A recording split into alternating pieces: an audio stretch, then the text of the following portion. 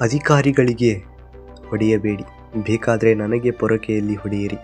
ಬಿಡದಿ ಘಟನೆಗೆ ಕಣ್ಣೀರು ಹಾಕಿದ ಸಿಎಂ ಡಿಕೆಶಿ.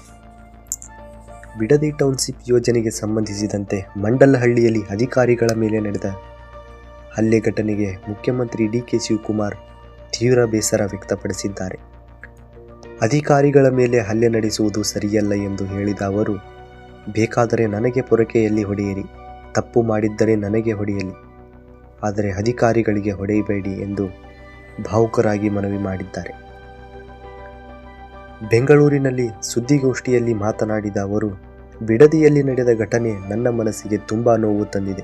ರಾಜಕೀಯ ಪ್ರೇರಿತ ಕುಮ್ಮಕ್ಕಿನಿಂದ ಅಧಿಕಾರಿಗಳಿಗೆ ತೊಂದರೆ ನೀಡಲಾಗಿದೆ. ರೈತರನ್ನು ತಪ್ಪು ದಾರಿಗೆ ಎಳೆಯುವ ಸಂಚು ನಡೆಯುತ್ತಿದೆ.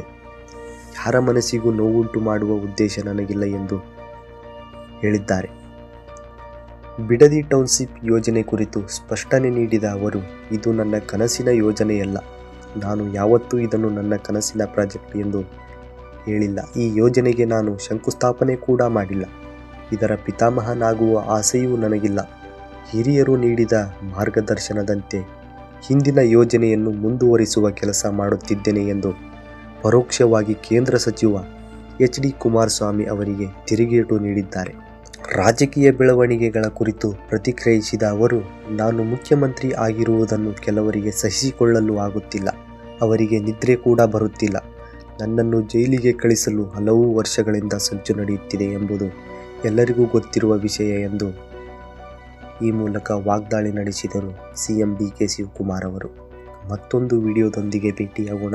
ನಮಸ್ಕಾರ.